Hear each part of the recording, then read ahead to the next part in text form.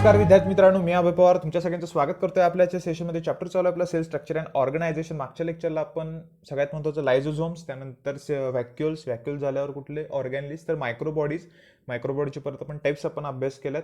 आता जरास मी आणखीन एकदा रिवाइज करतोय कुठले कुठले ऑर्गॅनलिज आपण बघितलेत मागच्या लेक्चरला. सगळ्यात महत्त्वाचं बघा, लायझोझोमचे आपण त्याला पॉलिमॉर्फिक म्हणत असतो. का म्हणत असतो तर त्यामध्ये काय लक्षात ठेवायचं, चार प्रकारचे चार टाइप्स असतात त्याच्या शेपनुसार म्हणा किंवा फंक्शननुसार. त्यातला जो पहिला काय टाईप असतो त्याला म्हटलं आपण प्रायमरी लायझोझोम्स. लायझोझोम हे कुठल्या ऑर्गॅनिजमुळे तयार झाल्यात लक्षात ठेवायचं, गॉल्जी बॉडीज. त्यानंतर प्रायमरी लायझोझोम्स हे इनॅक्टिव्ह असतात, त्यांच्यामध्ये हायड्रोलायटिक एन्झाईम असतं, पण ते कसं असतं, इनॅक्टिव्ह असतं. जेव्हा एखादं फॉरेन मटेरियल त्यांच्या कॉन्टॅक्टमध्ये येतं तेव्हा ते काय होतं, ऍक्टिव्ह. प्रायमरीचं कन्व्हर्जन कशामध्ये होतं, सेकंडरीमध्ये. सेकंडरी लायझोझोम्स ह्याच्यामध्ये काय, ऍक्टिव्ह हायड्रोलायटिक एन्झाईम्स प्रेझेंट आहेत. त्यानंतर सेकंडरी लायझोझोम्स काय करतं, त्या फॉरेन मटेरियलला डायजेस्ट करतं. आता डायजेस्ट केल्यावरती थोडक्यात त्याला पचत नाही, अनडायजेस्टेड पार्ट तसंच राहतो त्या लायझोझोमच्या बॉडीच्या मध्ये. म्हणून त्याला काय म्हणायचं, रेसिड्युअल बॉडीज म्हणजेच काय, टर्शरी लायझोझोम्स. आता हे तीन झाले. त्यानंतर ऑटोफॅगोझोम्स, ते काय करत असतात, त्याला सुसायडल बॅग म्हणतो आपण. का म्हणत असतो सुसायडल बॅग्स, कारण ते स्वतः काय होतात, बस्ट होतात म्हणजे फुटतात, आणि त्यांचं जे हायड्रोलायटिक एन्झाईमचं जे काय सगळे सिक्रेशन आहे ते काय करतात, एका कंप्लीट सेलमध्ये काय करतात, तर पोर करतात म्हणूया आपण. आणि त्यामुळे काय होत असतं, तो सेल काय होतो, एक कंप्लीट सेल काय होतो, हा डिस्ट्रॉय केला जातो, किल केला जातो. म्हणून त्याला काय म्हणतो आपण, सुसायडल बॅग्स. त्यानंतर हे चार टाईप झाल्यावर लायझोझोमचं आपण फंक्शन सुद्धा बघितलंय, पण सुसायडल बॅग्स जरा असं एमसीक्यूच्या दृष्टीने व्यवस्थित लक्षात ठेवा. ते झाल्यावर आपण सेकंड जे बघितलं ते काय होतं, व्हॅक्युल्स बघितले. व्हॅक्युल्समध्ये आपण तीन टाईप बघितलेले, फूड व्हॅक्युल, गॅस व्हॅक्युल आणि कॉन्ट्रॅक्टाईल व्हॅक्युल. कॉन्ट्रॅक्टाईल व्हॅक्युलचं फंक्शन काय ते फक्त मला तुम्ही सांगा, एकदम सिंपल क्वेश्चन आहे. त्यानंतर आपण बघितलेलं काय, तर मायक्रोबॉडीज. त्यामध्ये काय बघितलेलं आपण, ग्लायोक्झिझोम्स, पेरॉक्झिझोम्स, आणि तिसरा काय होता तो टाईप सुद्धा तुम्ही मला सांगा काय आहे तो. तीन प्रकारचे मायक्रोबॉडीज बघितलेत आपण. आता आज आपण बघणार आहे सगळ्यात महत्त्वाचं काय, जी सेल ऑर्गॅनिज आहे, इम्पॉर्टंट आहे. त्याचं नाव काय म्हणायचं, त्याला म्हणायचं मायटोकॉन्ड्रिया. त्याला काय म्हणणार आपण, मायटोकॉन्ड्रिया. आणि मायटोकॉन्ड्रियाचं बेसिक आपल्याला माहित असते की ते काय असतात, पॉवर हाऊस ऑफ सेल. आपण एकच डेफिनेशन, एकच ते पाठ करत असतोय, mitochondria is also called as power house of cell. पण ते त्याला तसं का म्हणायचं, हे आपण चॅप्टर आहे आपला रेस्पायरेशन, त्या रेस्पायरेशनमध्ये आपण समजून घेऊया. सुरुवात करूया आपण आजच्या लेक्चरला. पहिला आपण बघणार आहे मायटोकॉन्ड्रियाचं बेसिक जे स्ट्रक्चर आहे ते. स्ट्रक्चरमध्ये लक्षात ठेवायचं, मायटोकॉन्ड्रियामध्ये डबल मेम्ब्रेन आहेत. आउटर मेम्ब्रेन असणार आहे आणि काय असणार आहे, इनर मेम्ब्रेन. जे इनर मेम्ब्रेन आहे ते काय करत असतं, इनफोल्डिंग दाखवत असतं. म्हणजे अशा पद्धतीचे काहीतरी इनफोल्डिंग दाखवतं, त्याला काय म्हणायचं, क्रिस्टी किंवा क्रिस्टा. त्यानंतर आतला जो पार्ट दिसतोय आपल्याला त्या इनर मेम्ब्रेनच्या आत, त्याला म्हणायचं मॅट्रिक्स. त्याला काय म्हणायचं, मॅट्रिक्स. त्या मॅट्रिक्समध्ये काय काय बघा, डीएनए असणार आहेत, एन्झाईम्स असणार आहेत, रायबोझोम्स असणार आहेत. आता सगळ्यात महत्त्वाचं, दोन मेम्ब्रेनच्या मध्ये स्पेस आहे, त्याला काय म्हटलं, इंटर मेम्ब्रेन स्पेस. आता हे एवढे सगळे लेबल प्लस डायग्रॅम आपल्याला व्यवस्थित समजून घ्यायचे. आणखी एक चांगली डायग्रॅम आहे, आपण त्याच्या थ्रू व्यवस्थित समजून घेऊया. आउटर मेम्ब्रेन दिसते आपल्याला, काय दिसते, सगळ्यात महत्त्वाचं आउटर मेम्ब्रेन सगळ्यात आउटर साईडला आहे. त्यानंतर इनर मेम्ब्रेन आहे. इनर मेम्ब्रेन असे इनफोल्डिंग दाखवते, त्याला काय म्हटलं आपण, तर लक्षात ठेवायचं काय, क्रिस्टी किंवा क्रिस्टा.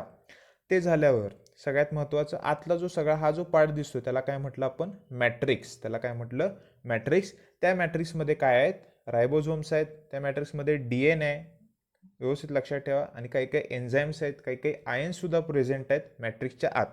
त्यानंतर हे जे क्रिस्टे आहेत त्याच्यावर आपल्याला बारके बारके असे काय दिसतात, F1 पार्टिकल दिसतात, किंवा त्याला म्हणायचं काय, ऑक्झिझोम्स. म्हणजे अशी क्रिस्टे असतात आणि त्याच्यावर आपल्याला अशी काय दिसतात, तर ऑक्झिझोम्स दिसतात. बघा इथं बारके बारके काय दिसतात, ऑक्झिझोम्स, किंवा त्याला F1 पार्टिकल्स म्हणायचं. आपण इन डिटेल सगळं बघणार आहे, पण बेसिक स्ट्रक्चर आपल्याला व्यवस्थित समजलं पाहिजे कशाचं, मायटोकॉन्ड्रियाचं. कधी कधी डायग्राम ड्रॉ करायला सुद्धा येते, पण अशी 3D नाही, तुम्हाला सिंपल डायग्राम असते. पुस्तकात आपलं एक डायग्राम आहे, ती सुद्धा जरा व्यवस्थित अभ्यास करा. आता काही काही एक्स्ट्रा पॉईंट आहेत कशाचे, मायटोकॉन्ड्रियाचे रिलेटेड, ते जराशी आपण बघूया. सायंटिस्टचं नाव आहे कोलिकर. त्या सायंटिस्टने डिस्कवर केलं काय, मायटोकॉन्ड्रिया. कशामध्ये, फ्लाईट मसल्स असतात इन्सेक्टमधले. फ्लाईट म्हणजे जे काही त्यांना फ्लाईटसाठी हेल्प करत असतात असे मसल्स इन्सेक्टमध्ये. त्या मसलचं सेक्शन घेतल्यावर, त्याचा अभ्यास केल्यावर त्यामध्ये मायटोकॉन्ड्रिया दिसले कुणाला, कोलिकरला. मायटोकॉन्ड्रियालाच डेफिनेशन, आता इथे डिस्कवरी शब्द वापरलाय, म्हणजे त्यानं शोध लावला, पण त्याला व्याख्या कोण दिली, टर्म म्हणजे काय म्हणतो आपण, व्याख्या. दोन्हीमध्ये जरासा फरक आहे, एक म्हणजे डिस्कवरी, एक म्हणजे काय, टर्म. आता टर्म म्हणजे फिला, ही टर्म कोण देणारा सायंटिस्ट आहे, फ्लेमिंग. हे जरासे एक्स्ट्रा पॉईंट आहेत. मायटोकॉन्ड्रियालाच बायोप्लास्ट म्हटलं जातं, पण ती टर्म कोण दिली, अल्टमन. सायंटिस्टचं नाव आहे अल्टमन. आणि सगळ्यात महत्त्वाचं मायटोकॉन्ड्रिया ही टर्म देणाऱ्या सायंटिस्टचं नाव आहे बेंडा. फक्त दोन जरासं व्यवस्थित लक्षात ठेवा. डिस्कवरी कोलिकरनं केली. मायटोकॉन्ड्रियाला टर्म कोण दिली तर बेंडानं. According to Altmann mitochondria has prokaryotic आणि सिम्बायोटिक ओरिजिन. आता ह्याला प्रोकॅरियोटिक किंवा सिम्बायोटिक ओरिजिन का म्हटले तर मायटोकॉन्ड्रियामध्ये जे रायबोझोम्स असतात ते 70S टाईप असतात. 70S टाईप असतात. आता आपल्याला माहित आहे की जर युकॅरियोटिकमध्ये मोस्टली काय बघत असतो आपण रायबोझोम असतो 80S टाईप, पण त्यातले जे मायटोकॉन्ड्रिया आहेत त्यामध्ये जो रायबोझोम काय असतो 70S टाईप असतो. आता याला तसं प्रोकॅरियोटिक ओरिजिन का म्हटले त्यामध्ये फक्त साधं सोपं एक्सप्लेनेशन आहे की एखाद्या प्रोकॅरियोटिक सेलला कुठल्या तरी युकॅरियोटिक सेलनं इनगल्फ केला असेल आणि त्या प्रोकॅरियोटिक सेलमधला 70S रायबोझोम हा कुणामध्ये आला असेल युकॅरियोटिक सेलमध्ये. एकदम सिंपल आहे. मायटोकॉन्ड्रियाबद्दल बघूया आपण. सिंग्युलर त्याला म्हणायचं मायटोकॉन्ड्रियॉन, एकत्रित mitochondria. these are important cell organelles involved in the aerobic respiration. आता एरोबिक म्हणजे काय इन प्रेझेन्स ऑफ ऑक्सिजन, आणि हे रेस्पायरेशन आपल्याला एक स्पेसिफिक असं चॅप्टर आहे त्यामध्ये आपण बघणार आहे. आणखी एकदा मायटोकॉन्ड्रियाचं तिथे सुद्धा आपल्याला स्ट्रक्चर येणार आहे. पुढचा पॉईंट बघा. Mitochondria are absent in prokaryotic cell. सगळ्यात महत्त्वाचं कुठं अब्सेंट आहे प्रोकॅरियोटिक सेलमध्ये अब्सेंट आहेत mitochondria. And red blood cells आरबीसीमध्ये सुद्धा काय आहेत मायटोकॉन्ड्रिया हे अब्सेंट आहेत. युकॅरियोटिक सेलमध्ये आरबीसीमध्ये अब्सेंट आहेत. Their shape may be oval, spherical or spiral strip like. Shape mostly oval, spherical किंवा स्पायरल असतो. इट इज डबल मेम्ब्रेन, मगाशीच बघितले आपण आउटर आणि inner membrane bound organelles. Outer membrane is permeable, सगळ्यात महत्त्वाचा शब्द काय आलाय permeable, to various metabolites due to presence of protein, porin or Parsons particle. आता फक्त एवढा पॉईंट लक्षात ठेवा की जे आउटर मेम्ब्रेन आहे ते काय आहे परमिएबल आहे. आउटर मेम्ब्रेन परमिएबल आहे आणि त्यामध्ये लक्षात ठेवायचं प्रोटीन लेस अमाऊंटमध्ये काय प्रोटीन आहे आणि लिपिड जराशे जास्त अमाऊंटमध्ये आहेत म्हणूया आपण. आता इथं काय एवढाच फक्त पॉईंट, आउटर मेम्ब्रेन परमिएबल आहे, ह्याच्या बाहेरचं तुम्हाला काय विचारत नाही आणि लेस प्रोटीन आहे एवढं लक्षात ठेवलं तरी बास आहे. इनर मेम्ब्रेन सिलेक्टिव्हली परमिएबल, एमसीक्यूचा क्वेश्चन आहे. इनर मेम्ब्रेन सिलेक्टिव्हली परमिएबल किंवा सेमी परमिएबल. सिलेक्टिव्हली म्हणजेच काय एखाद्या सिलेक्टिव्ह सबस्टन्सलाच काय असणार आहे एंट्री असणार आहे. तर हे जे मेम्ब्रेन असतं एक प्रकारचं काय काम करत असतं तर बॅरियर सारखं काम करत असतं, एक प्रकारची भिंत आहे म्हणूया आपण. फक्त ठराविक जे काही सबस्टन्सेस आहेत, लोक म्हणण्यापेक्षा सबस्टन्स म्हणूया आपण, त्यांनाच फक्त आत प्रवेश करायची परवानगी आहे म्हणून त्याला काय म्हणायचं सिलेक्टिव्हली परमिएबल. पण जो आउटर मेम्ब्रेन आहे सगळ्यांना आत या म्हणतोय म्हणून त्याला काय म्हणायचं परमिएबल. एकदम सिंपल आहे बघा. Both membrane are separated by the space, त्याला काय म्हटलं आपण आउटर चेंबर. आता इथं बघूया आपण स्पेस कुठली आहे ती काय म्हणतात त्याला पेरी मायटोकॉन्ड्रियल स्पेस म्हणतो आपण. Inner membrane shows several finger like or plate like folds called cristae. आता हे क्रिस्टा किंवा क्रिस्टी जे काय आहेत ते लक्षात ठेवायचं. इनर मेम्ब्रेनचे काही जे इनफोल्डिंग्स आहेत, इनफोल्डिंग्स म्हणजे असे काहीतरी फोल्ड झालेले पार्ट आहेत आतल्या साईडला असलेले, त्याला म्हणायचं क्रिस्टा. त्यानंतर बघा inner membrane bears a numerous particles, सगळ्यात शब्द महत्त्वाचा काय ऑक्झिझोम्स. आणि त्यानंतर मॅट्रिक्समध्ये सायटोक्रोम पण आहेत आणि इलेक्ट्रॉन कॅरियर्स पण आहेत. इनर मेम्ब्रेनवर ऑक्झिझोम्स प्रेझेंट आहेत. Inner membrane encloses a cavity inner chamber containing fluid called matrix. मधला पार्ट जो दिसतोय फ्लुइडी पार्ट त्याला काय म्हणतो आपण मॅट्रिक्स. मॅट्रिक्समध्ये काय काय बघा सर्क्युलर DNA, सगळ्यात महत्त्वाचं प्रत्येक मायटोकॉन्ड्रियाकडे स्वतःचा असा वेगळा DNA आहे म्हणून त्याला म्हणायचं सेमी ऑटोनॉमस. युजली एका सेलमध्ये एक न्यूक्लियस असतो, न्यूक्लियसमध्येच फक्त DNA असतो, पण काही काही असे ऑर्गॅनेलिज आहेत की त्यांच्याकडे स्वतःचा असा वेगळा DNA म्हणून त्याला काय म्हणायचं सेमी ऑटोनॉमस. दुसरा कोण आहे क्लोरोप्लास्ट, जो आपण पुढे बघणार आहे. Circular DNA. RNA 70S type आहे, व्यवस्थित लक्षात ठेवा. रायबोझोम आणि पॉईंट सगळ्यात महत्त्वाचा आहे RNA आणि त्यानंतर 70S टाईप ऑफ रायबोझोम. एमसीक्यूचा क्वेश्चन मायटोकॉन्ड्रियामध्ये कुठल्या टाईपचे रायबोझोम्स आहेत. त्यानंतर लिपिड आणि व्हेरियस एन्झाईम्स. आता इथे एक शब्द आला क्रेब सायकल, जे आपण रेस्पायरेशनमध्ये बघणार. एक सायंटिस्ट होता क्रेब, त्या सायंटिस्टनं शोध लावला त्या सायकलचा म्हणून त्याला म्हणायचं क्रेब सायकल. सायकल म्हणजे अशी सिरीज ऑफ रिॲक्शन्स असते सायकलिक मॅनरमध्ये म्हणून त्याला सायकल म्हणायचं. आणि कुठले कुठले पाथवे आहेत ते आपण पुढे बघणारच आहे. फक्त महत्त्वाचं लक्षात ठेवा आउटर मेम्ब्रेन, इनर मेम्ब्रेनलाच जे इनफोल्डिंग्स आहेत त्याला म्हणायचं क्रिस्टाच्या वर बारके पार्टिकल्स आहेत त्याला काय म्हणायचं ऑक्झिझोम्स किंवा F1 पार्टिकल्स. त्यानंतर सगळ्यात महत्त्वाचं काय आतला जो सगळ्यात मधला जो पार्ट आहे त्याला म्हणायचं मॅट्रिक्समध्ये एन्झाईम्स आहेत, वेगवेगळे प्रोटीन्स आहेत, सर्क्युलर DNA आणि सगळ्यात महत्त्वाचं काय तर 70S टाईप ऑफ रायबोझोम. एवढाच फक्त पॉईंट लक्षात ठेवा. ऑक्झिझोम्स अत्यंत महत्त्वाचं point. Inner membrane of mitochondria bears a numerous particles called oxysomes. त्याला F1 म्हणतो आपण. F0 खालचा पार्ट असतो, तो दाखवतो मी तुम्हाला कुठला आहे तो. सायंटिस्टचं नाव आहे फर्नांडिस. त्या सायंटिस्टने शोधून काढलं म्हणून त्याला F1 म्हणायचं. मोरॉन एक सायंटिस्ट आहे. एलिमेंटरी पार्टिकल्स, हे आता मी कुठले कुठले शब्द सांगतो ते व्यवस्थित लक्षात ठेवा. एक म्हणजे F1 पार्टिकल. एक म्हणजे काय F1 पार्टिकल म्हणजेच काय ऑक्झिझोम्स. म्हणजेच काय ऑक्झिझोम्स. आणखी सगळ्यात महत्त्वाचा एक शब्द elementary particles. Each particle consist of head, stock म्हणजे त्याला त्यानंतर फूट. आता हे कुठले कुठले पार्ट आहेत आपण समजून घ्या. हेड म्हणजे F1 वरचा जो हेडचा पार्ट आहे.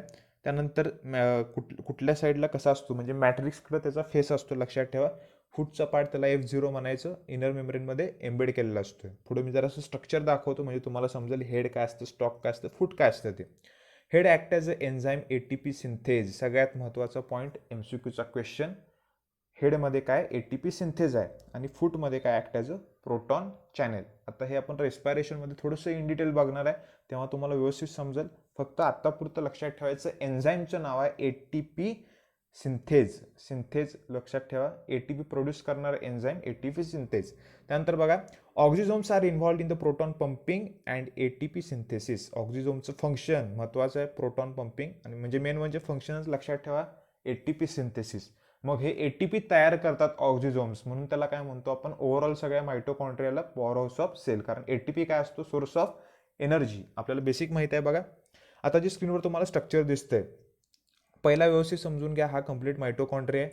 मायटोकॉन्ड्रियावर असे काय असणार आहेत इनफोल्डिंग असणार आहेत इनर मेम्ब्रेनचे.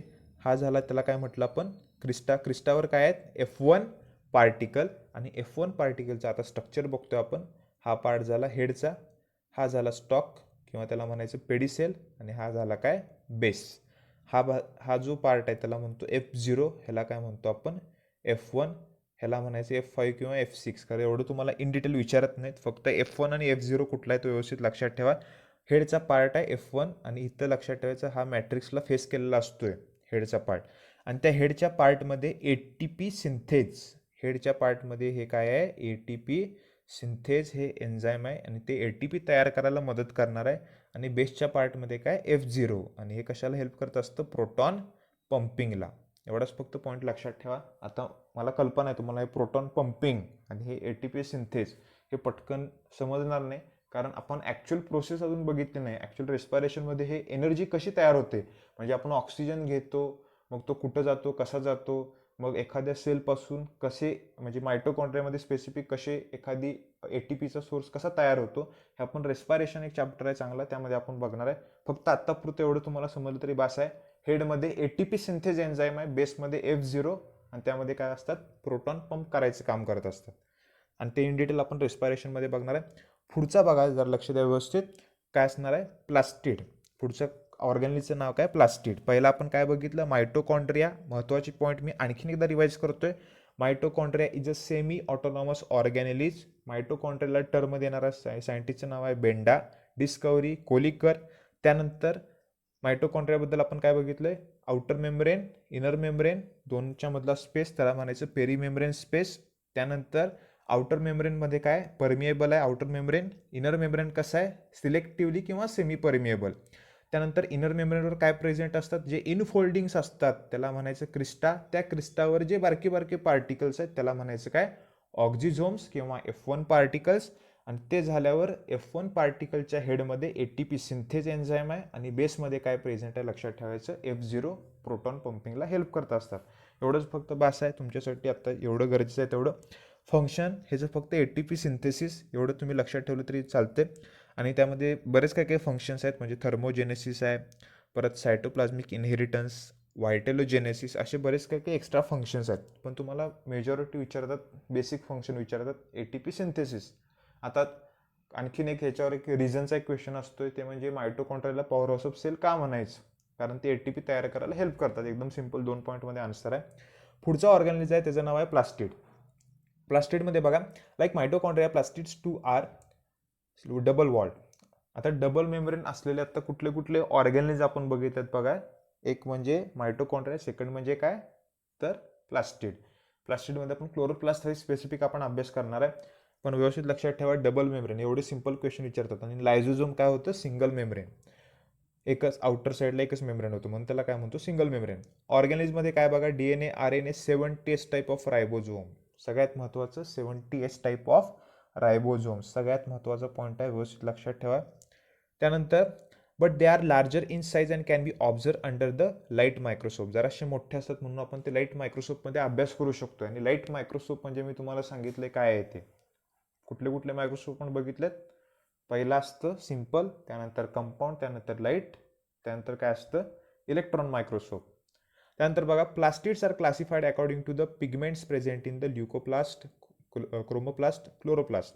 आता सगळ्यात पहिला हे पिगमेंट्स काय असतात, पिगमेंट्सला आपण म्हणतो रंगद्रव्य. त्याला साध्या सोप्या भाषेत काय म्हणायचं मराठीत, रंगद्रव्य. त्याच्यानुसार प्लास्टिडचे टाईप केले जातात, ल्युकोप्लास्ट, क्रोमोप्लास्ट आणि क्लोरोप्लास्ट. आता जरासं आपण व्यवस्थित बघूया. तसे युजली ल्युको आणि काय असतात तर क्रोमोप्लास्ट असतात. क्रोमोमध्ये परत क्लोरोप्लास्ट आहे.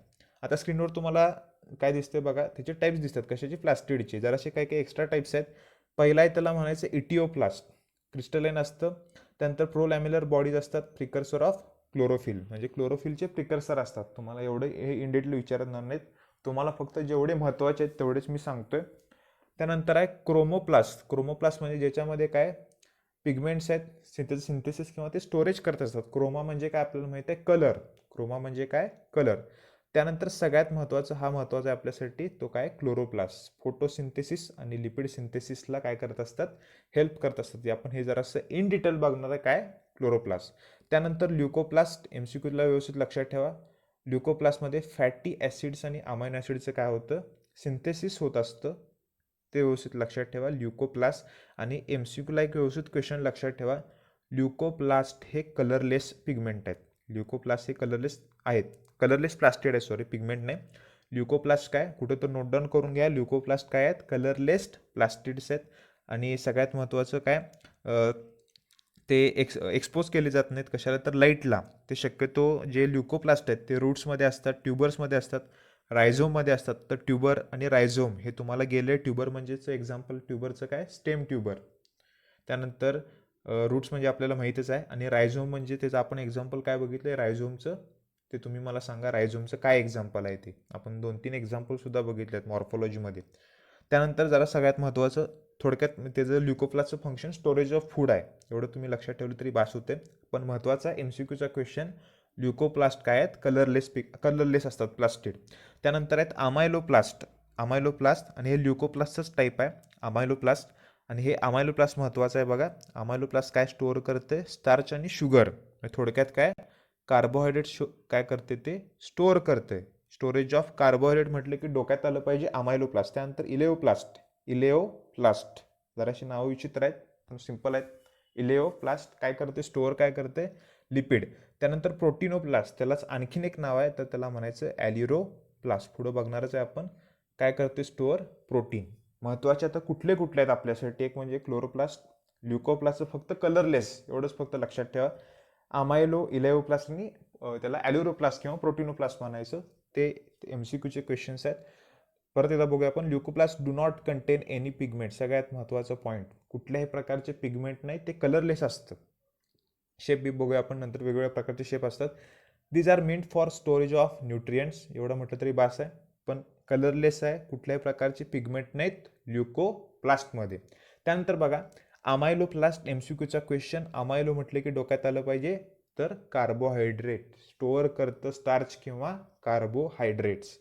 इलेओप्लास्ट काय स्टोअर करते, ऑइल्स किंवा आपण म्हणूया लिपिड स्टोअर करते, सगळ्यात महत्त्वाचं. आणि हे महत्त्वाचं आहे ॲलिरोप्लास्ट स्टोअर काय करते, प्रोटीन. हे तिन्हीवर सुद्धा अल्टरनेट इयरमध्ये नीटला क्वेश्चन पडलेत, आता CETला सुद्धा पडतील. त्यामुळे ते जरासं व्यवस्थित लक्षात ठेवा. अमायलो, इलेओ आणि ॲलिरोप्लास्ट कोण काय स्टोअर करते, एवढंच फक्त आपल्याला समजून घ्यायचं आहे. इन डिटेल स्ट्रक्चर कशाचं आहे, फक्त आपल्याला क्लोरोप्लास्टचं आहे, पण या प्लास्टिडचं सुद्धा आपल्याला माहीत पाहिजे. त्यानंतर बघा पुढचा पॉईंट, क्रोमोप्लास्ट कंटेन पिगमेंट. आपल्याला माहितीच आहे, क्रोमा म्हणजे कलर, त्यामध्ये कॅरोटीन असेल, झॅन्थोपिट असेल. कॅरोटीन म्हणजे कॅरेटमध्ये असतं बघा, आपलं ऑरेंज किंवा रेड कलरचं पिगमेंट असतं. त्यानंतर झॅन्थोफिल, काही काही पिगमेंट्स आपण हे इन डिटेलसुद्धा बघणार आहे. बरेच काही काही अँथोसायनिन, असे काही काही बरेच पिगमेंट्स आहेत. फक्त कॅरोटीन एक लक्षात ठेवलं तरी बास आहे तुम्हाला. They impart red yellow orange colour to the flowers and fruits. Colour कशामुळे येत असतो तर एखाद्या फ्लॉवर आणि फ्रुट्सला, तर क्रोमोप्लास्ट म्हणून. त्याचं basic function, chromoplast gives colour to the flowers and fruits.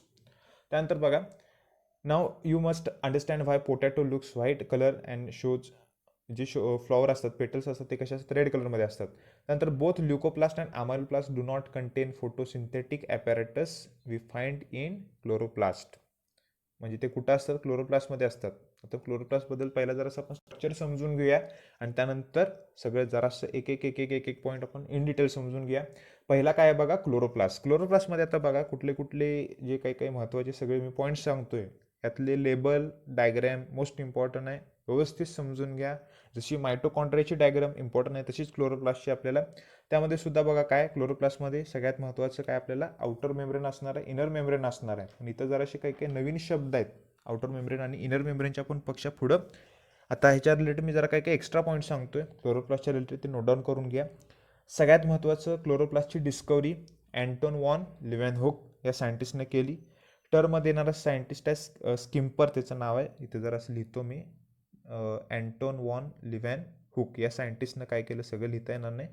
त्या सायंटिस्टने डिस्कवरी केली क्लोरोप्लास्टची. क्लोरोप्लास्ट ही व्याख्या देणारा सायंटिस्ट आहे, त्याचं नाव आहे, तर त्याला म्हणायचं काय, त्याचं नाव आहे शिम्पर. शिम्पर असं नाव आहे त्याचं, CHI, शिम्पर असं नाव आहे त्याचं. सायंटिस्टचं नाव लक्षात ठेवा. जरासं विचित्र आहे खरं, आपल्याला माहीत पाहिजे ही टर्म देणारा कोण सायंटिस्ट आहे. त्यानंतर आता आपल्याला बेसिक समजून घ्यायचं काय, स्ट्रक्चर काय आहे ते. प्रत्येक जे काही नंबर ऑफ क्लोरोप्लास्ट आहेत पर सेल, शक्यतो एका सेलमध्ये एकच क्लोरोप्लास्ट असतो. काही काही जे स्पायरोगायरासारखे आहे त्याच्यामध्ये एकापेक्षा जास्त असतो, म्हणजे इव्हन 16 पण असतात एका सेलमध्ये, एका प्लांट सेलमध्ये.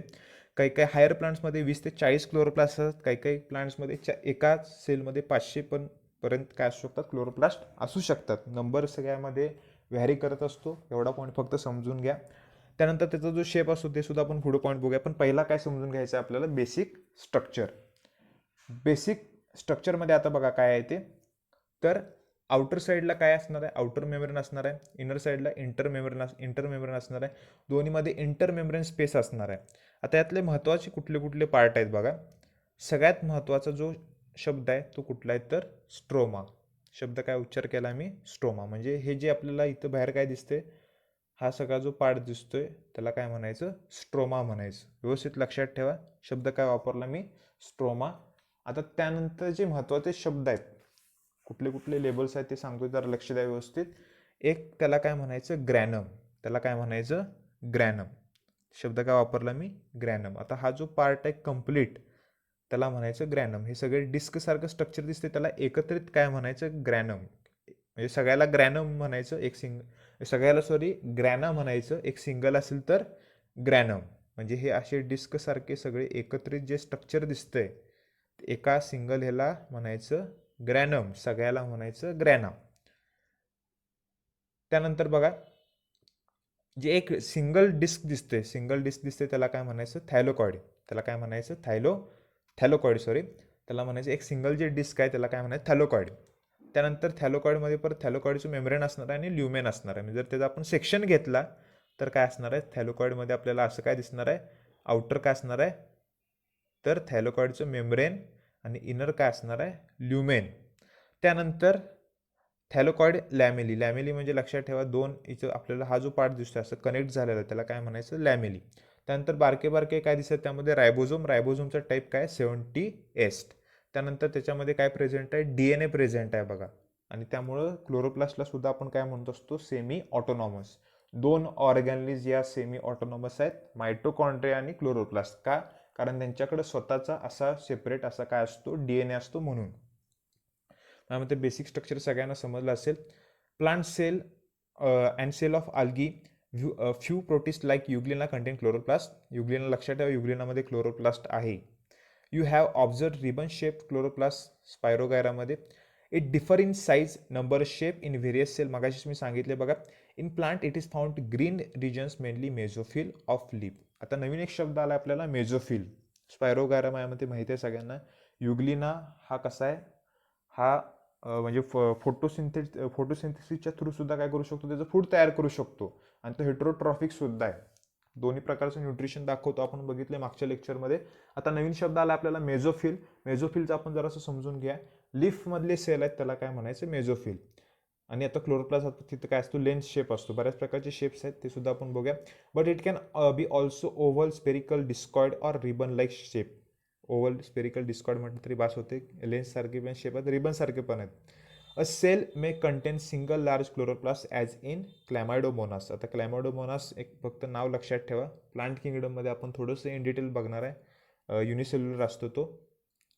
देर are 20 to 40 chloroplast per cell seen in the mesophyll cell. मगाशी मी सांगितलेलं बघा, 20 ते 40 क्लोरोप्लास्ट एका मेझोफिल सेलमध्ये प्रेझेन्स असतात. मेझोफिल म्हणजे लीफचा जर आपण सेक्शन घेतला तर लीफमध्ये जे सेल्स असणार आहेत त्याला काय म्हणायचं, मेझोफिल सेल्स. मिडल लेअरमध्ये असतात म्हणून त्याला म्हणायचं मेझोफिल.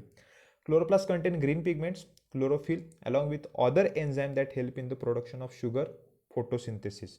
फक्त एवढाच पॉईंट लक्षात ठेवा. क्लोरोप्लास्ट हेल्प कशाला करते, कुठल्या प्रोसेसला, फोटोसिंथेसिसला. आता स्क्रीनवर तुम्हाला डायग्राम दिसतंय बघा. कप शेप क्लोरोप्लास्ट पहिल्या ह्याच्यामध्ये, त्यानंतर गर्डल शेप म्हणजे थोडक्यात सी शेप असतो, त्यानंतर रिबन शेप स्पायरोगायरामध्ये, त्यानंतर ओव्हल शेप जो मेजॉरिटी काय असतो, ओव्हल शेप असतो. Cup shape, girdle shape, ribbon shape आणि ओव्हल शेप. हे फक्त शेप समजण्यासाठी. गर्डल म्हणजे थोडक्यात सी शेप असतो. आता इनर मेम्ब्रेन बघा.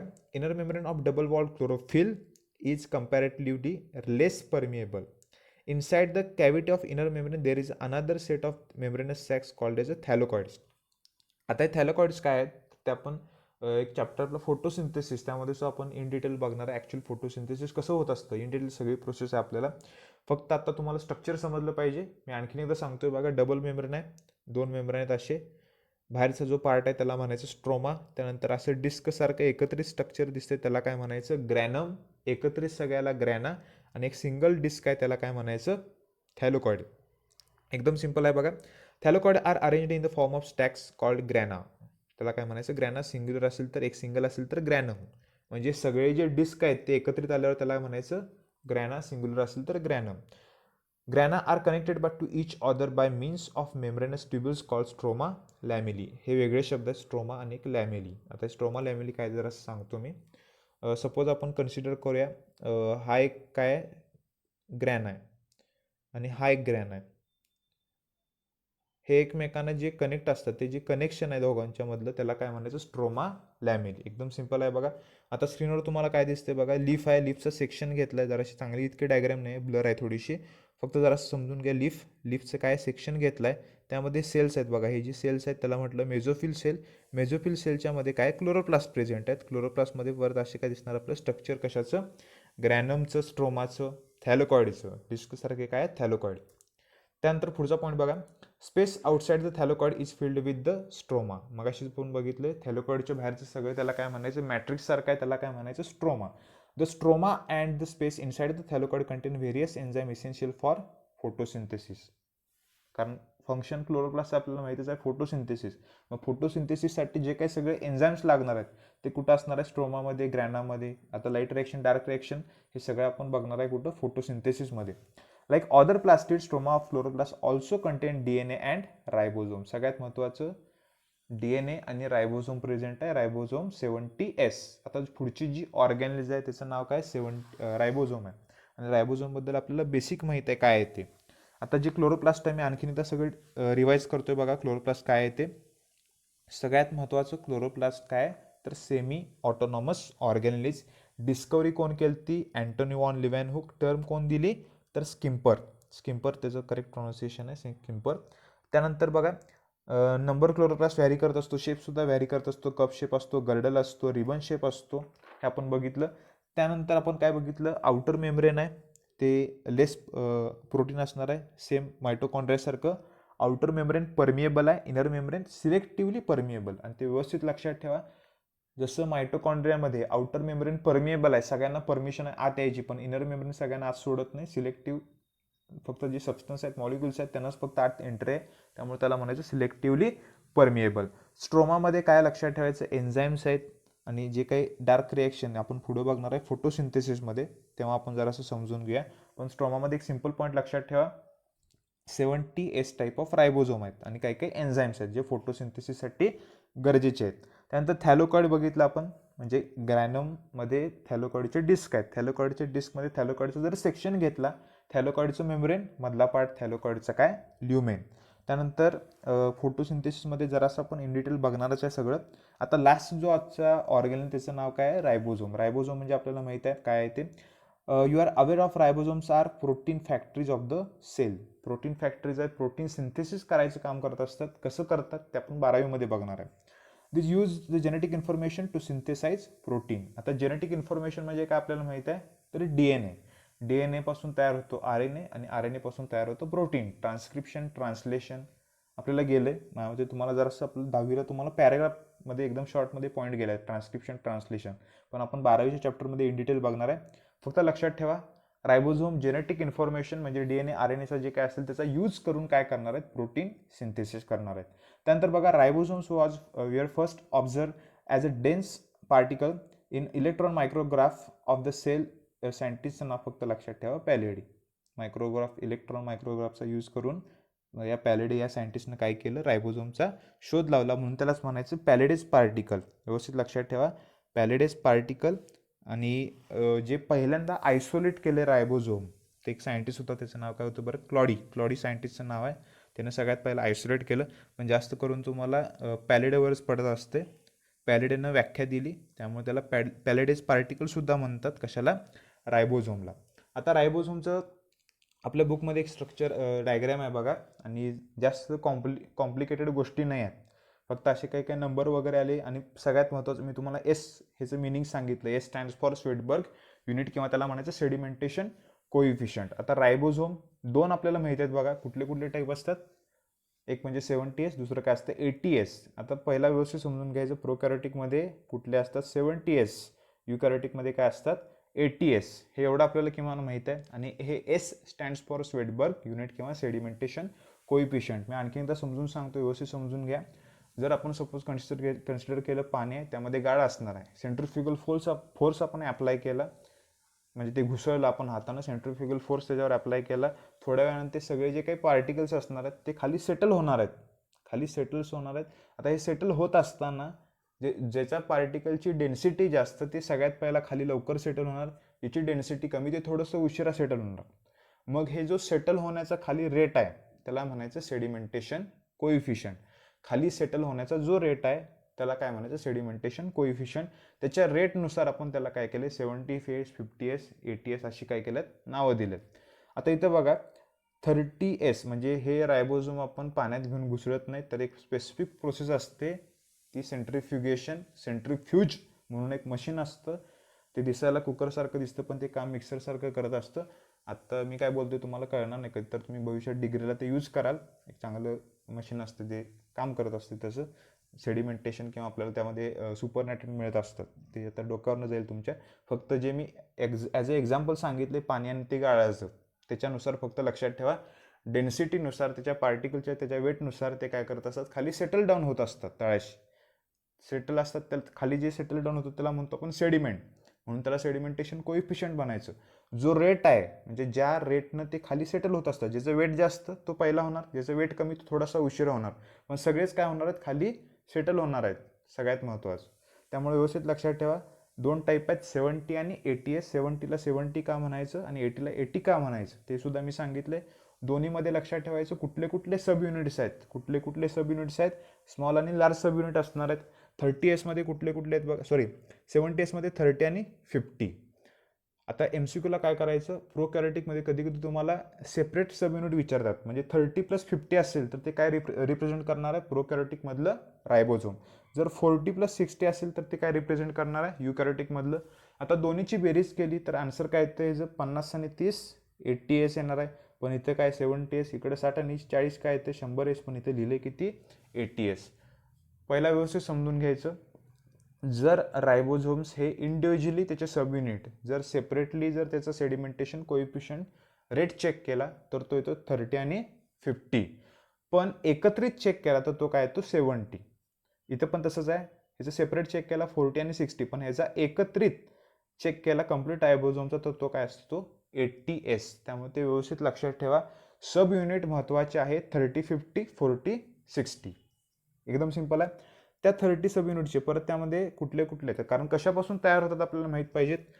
जे रायबोझोम्स आहेत ते RNA म्हणजे रायबोझोमल RNA. जर तुम्हाला आठवत असेल रायबोझोमचे तुम्हाला RNAचे टाइप्स गेले असतील, mRNA, rRNA आणि tRNA. त्यामधला जो rRNA आहे रायबोझोमल RNA तो काय करत असतो, तर या प्रोटीन बरोबर कंबाईन होऊन तयार काय करणार आहे, रायबोझोम. काय सांगतो परत एकदा बघा, रायबोझोमल RNA म्हणजे rRNA तो कंबाईन झाला प्रोटीन बरोबर, प्रोटीन आणि RNA एकत्र आले, तयार झालं काय, रायबोझोम. स्ट्रक्चर सांगतोय मी. 16S आणि ते एस सुद्धा सेडिमेंटेशन कोइफिशियंट आहे. आणि हे काय तुम्हाला सगळं पाठ करत बसायची गरज नाही. त्याचे 28, 35, 34 प्रोटीन्स पण वाचून घ्या एकदा व्यवस्थित. तेवढं इन डिटेल तुम्हाला एवढे हे विचारत नाहीत, फक्त 13, 50, 40, 60 एवढं पुरेसं आहे. पण आता आपल्याला डायग्रॅम आहे त्यामुळे ते जरासं व्यवस्थित समजून घेतलं पाहिजे. RNA आणि प्रोटीनपासून काय होत असतात, तयार होत असतात. आता जरासं मी एक एक्स्ट्रा पॉईंट सांगतोय तो व्यवस्थित समजून घ्या. तो कुठला आहे, तर सगळ्यात महत्त्वाचं बघा, 70S जे टाईप ऑफ रायबोझोम्स आहेत त्यामध्ये 60 to 65% rRNA प्रेझेंट आहे. नोट डाऊन करून घ्या. 70S टाईप ऑफ रायबोझोममध्ये म्हणजे प्रोकॅरियोटिक रायबोझोममध्ये 60 ते 65% RNA असतो, rRNA. आणि 35 ते 40% काय प्रेझेंट आहे, प्रोटीन प्रेझेंट असतं. त्यानंतर 80S टाईप ऑफ रायबोझोममध्ये म्हणजे युकॅरियोटिक रायबोझोममध्ये 45% rRNA आणि 55% प्रोटीन्स आहेत. व्यवस्थित लक्षात ठेवा, 45% rRNA, 55% प्रोटीन्स युकॅरियोटिकमध्ये. लास्ट पॉईंट बघा आता, ribosomes are made of ribosomal RNA मागाशी सांगितलं आणि काय, प्रोटीन. MCQचा क्वेश्चन आहे, व्यवस्थित लक्षात ठेवा. रायबोझोम कशापासून तयार झालेत, ते do not have any membranes covering around them, कुठल्या प्रकारचं कव्हरिंग नसतं आणि ते फ्रीली मूव्ह करत असतात सायटोप्लाझममध्ये. In eukaryotic cell ribosomes are present in mitochondria, plastid and cytosol. कुठं कुठं प्रेझेंट आहेत, सायटोप्लाझममध्ये पण आहेत, प्लास्टिडमध्ये पण आहेत आणि मायटोकॉन्ड्रिया पण मध्ये. आता पुढचा पॉईंट बघा, ribosomes in the cytoplasm are either found in attach to outer surface of rough endoplasmic reticulum. आता जर तुम्हाला आठवत असेल अगोदरचा सेल ऑर्गॅनेलिस, त्याचं नाव काय आहे, एंडोप्लाझमिक रेटिक्युलम. त्यामध्ये फक्त रफ एंडोप्लाझमिक रेटिक्युलमच्या साईडला काय होते, 70S टाईप ऑफ रायबोझोम. त्यानंतर nuclear membrane or freely suspended cytoplasm म्हणजे दोन प्रकारचे आहेत बघा व्यवस्थित. न्यूक्लिअर मेम्ब्रेन किंवा सायटोप्लाझममध्ये फ्री असणारे आणि एंडोप्लाझमिक रेटिक्युलमला अटॅच असणारे. Both are similar in structure आणि 80S टाईप. 80S टाईप म्हणजे काय, व्यवस्थित समजून घ्या. हे युकॅरियोटिक रायबोझोम बद्दल बघतोय आपण. Each ribosome is made up of 2 sub units, large आणि स्मॉल. आणि कुठले कुठले सब युनिट्स आहेत ते आपण बघितले, 30, 50, 60, 40. Bound ribosomes are generally produced a protein that are transported outside the cell after the processing in ER and Golgi bodies. Bound ribosomes of acinar cells, acinar पाहिजे होतं तिथं, of pancreas produce pancreatic digestive enzymes. Free ribosomes come together and form chain called polyribosomes for protein synthesis. आता हे जरासं आपण समजून घ्या. सगळ्यात पहिला रायबोझोम्सचं काम आहे प्रोटीन सिंथेसिस करणं. that are transported outside the cell after processing in ER and Golgi bodies. आता सगळ्यात पहिला महत्त्वाचं आपल्याला काय माहित पाहिजे, जर तुम्हाला आठवत असेल मागे तुम्हाला ॲनिमेशन दाखवलेलं, काय तर व्हेसिकल्स व्हॅक्युल्स वगैरे तयार होत असतात. न्यूक्लिअर मेम्ब्रेनमधून एंडोप्लाझमिक रेटिक्युलममध्ये जाणार. एंडोप्लाझमिक रेटिक्युलममध्ये थ्रू जे काही व्हेसिकल्स असतात ते कुठं जात होतं, गॉल्जी बॉडीजमध्ये. आणि गॉल्जी बॉडीजमध्ये कुठं जात होतं, ते तयार होतं लायझोझोम्स. हे आपल्याला माहिती आहे, म्हणजे कुठलं तर सिक्रेशन कुठल्या तर ल्युमेनमध्ये काय होतं, तो पोर होत होतं.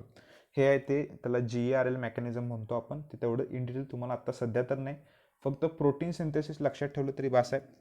त्यानंतर बघा पुढचा पॉईंट काय बघा, रायबोझोम्स ऑफ ॲसिनल सेल्स पॅनक्रियाज.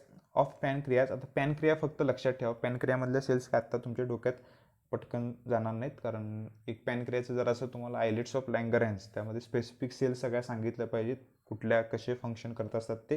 त्यामुळे फक्त पॅनक्रियामध्ये लक्षात ठेवा, रायबोझोम्स पॅनक्रियाटिक डायजेस्टिव्ह एन्झाईम काय करायला, प्रोड्यूस करायला हेल्प करतात. पॅनक्रियाला एक ग्लँड आहे, त्यामध्ये ग्लँड म्हणजे ग्रंथी म्हणतो आपण, त्यामध्ये डायजेस्टिव्ह एन्झाईम सिक्रेट करायला पॅनक्रियाला हेल्प करते रायबोझोम्स. आणि जर रायबोझोम्स असे अनेक रायबोझोम एकत्र आले प्रोटीन सिंथेसिससाठी, तर त्याला काय म्हणायचं, पॉली रायबोझोम्स. आता पुढचा पॉईंट बघा, free ribosome generally produce. Free म्हणजे लक्षात ठेवायचं, जे कुठल्याही मेम्ब्रेनला अटॅच नसतात त्याला म्हणायचं फ्री रायबोझोम्स. जे कुठल्याही मेम्ब्रेनला अटॅच नाहीत काही काही रायबोझोम्स हे बघा रफ एंडोप्लाझ्मिक रेटिक्युलमला अटॅच आहेत, त्याला म्हणणार नाही आपण फ्री रायबोझोम्स. जे सायटोप्लाझममध्ये असेच फिरत असतात एकटे, त्याला म्हणायचे free ribosomes. Produced enzymatic proteins that are produced in the cytoplasm like enzymes required for breakdown of sugar. Both type of ribosomes can interchange position and function. Number of ribosomes is high in cell activity engaged in protein synthesis. आता यातलं फक्त शेवटचा point महत्त्वाचा आहे. रायबोझोमचं function, protein synthesis, protein factories. जिथं प्रोटीनची जास्त गरज आहे तिथं रायबोझोमचा नंबर काय असणार आहे, जास्त असणार आहे. एकदम सिंपल आहे. आता लास्टमध्ये बघा आपल्याला स्क्रीनवर एक डायग्राम दिसत आहे, त्यामध्ये रायबोझोमचा हा एक काय झाला सब युनिट झाला आणि हा एक काय झाला सब युनिट. हे स्मॉल आणि हे काय झालं लार्ज. 12वीचा एक चॅप्टर आहे, तो आहे मॉलिक्युलर बेसिस ऑफ इनहेरिटन्स. त्या चॅप्टरमध्ये आपण रायबोझोम कसं प्रोटीन सिंथेसिस करते हे सगळं इन डिटेल बघणार आहे. हे ए साईट काय असतं, पी साईट काय असतं, ई साईट काय असतं, हे सगळं बघणार आहे.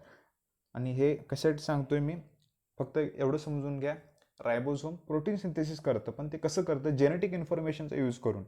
आपल्याला माहित आहे डीएनए पासून ट्रान्स्क्रिप्शन झालं, ट्रान्स्क्रिप्शनपासून तयार काय झालं, mRNA. आता ह्या mRNAवर काहीतरी मेसेज आहे, जो डीएनएवरचा कॉपी केलेला मेसेज आहे. डीएनएवरचा कॉपी केलेला मेसेज आहे कोणाकडे आहे, तो mRNAकडे आहे. तो मेसेज, तो जो मेसेज आहे तो फक्त कोण वाचणार आहे, तो रायबोझोम वाचणार आणि काय तयार करणार आहे, प्रोटीन. आता हे जे काही बारके बारके गोळे दिसतात तुम्हाला कलरफुल, ते काय आहेत तर अमायनो ॲसिड्स आहेत. आणि अनेक अमायनो ॲसिड एकत्र आली की काय तयार होतं, प्रोटीन तयार होतं. एकदम सिंपल आहे बघा.